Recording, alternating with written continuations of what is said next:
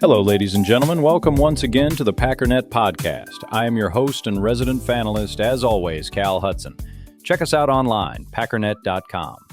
So, on the docket today, we have a pretty big piece of news with a brand new signing, plus a full rundown of the final joint practice with the Cardinals, and, perhaps most importantly, some pressing questions about the future of our running back room that Gutey himself just opened up. Let's dive right into it, because, folks, the Green Bay Packers have gone out and signed veteran tight end Jonnu Smith. Yeah, you heard that right. Adam Schefter reported it yesterday, Wednesday, August 27th.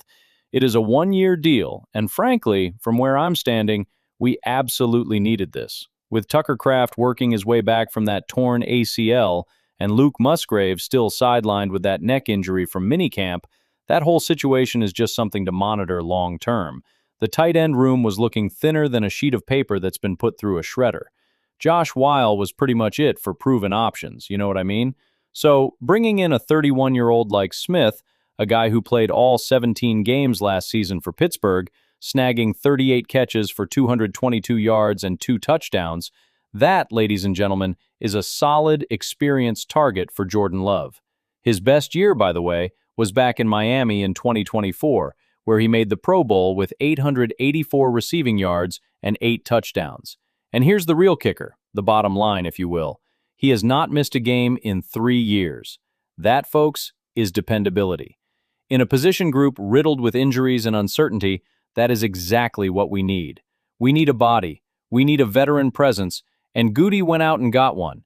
It is not a splashy signing, and you know how I feel about the whole splashy narrative.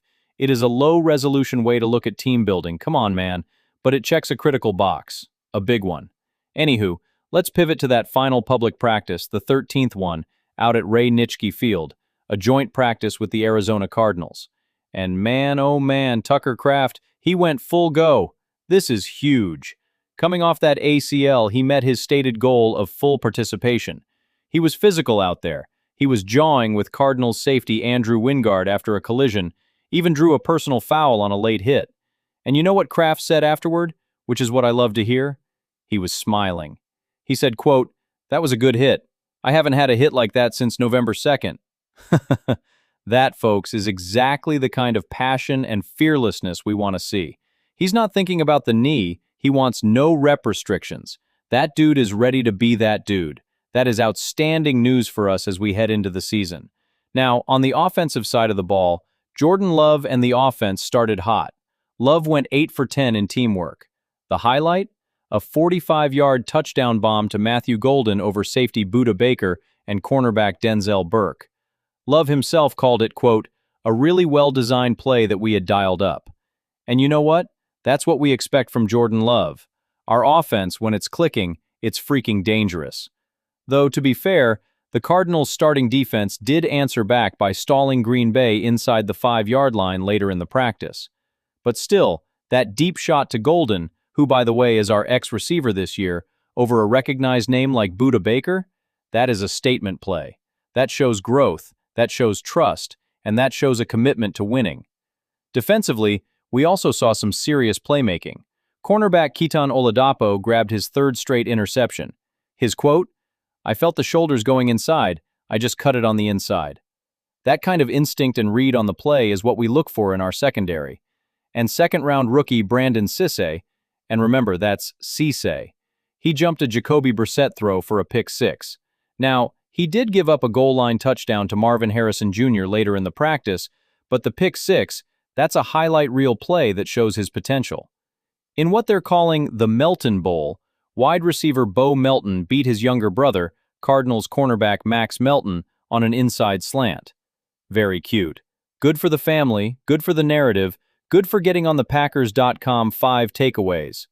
We also had some injury returns, which is always good to see as we inch closer to the regular season. Safety Javon Bullard, who had been dealing with a foot bruise, practiced for the first time since August 9th.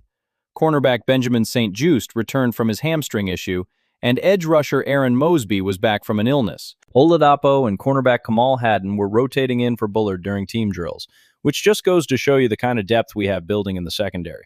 That's a good problem to have, man. Why don't we take a break here? When we come back, we're going to talk about the Josh Jacobs situation because Gutey had some interesting and frankly revealing things to say there. We'll take a break. We'll be right back.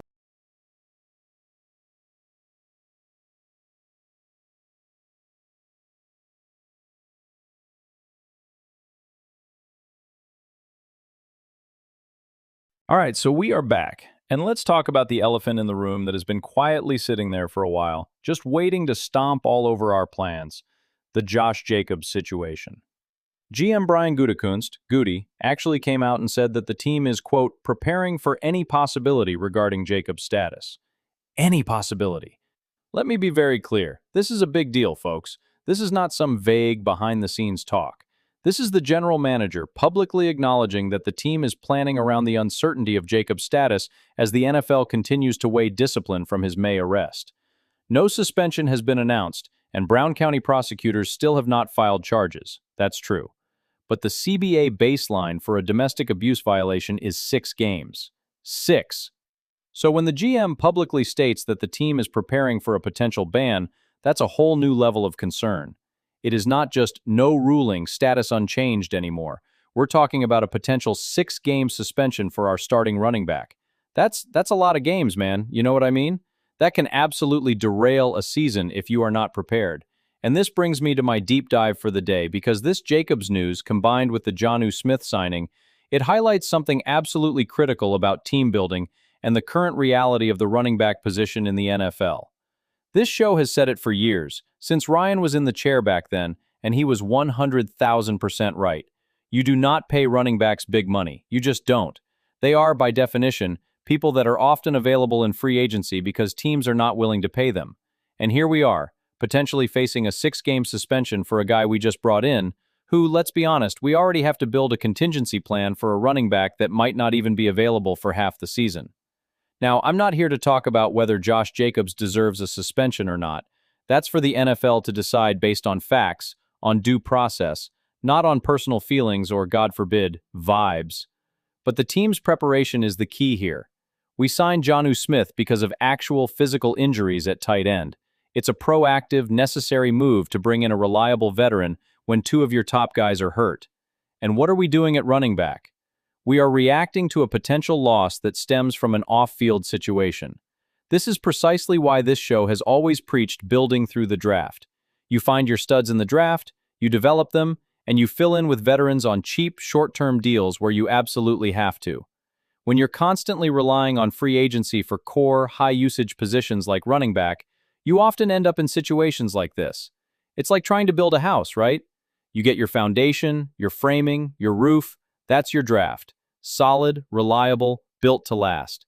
But then, for your plumbing, instead of using quality pipes, you're constantly patching leaks with cheap, temporary fixes from the dollar store because you spent too much on a fancy doorknob.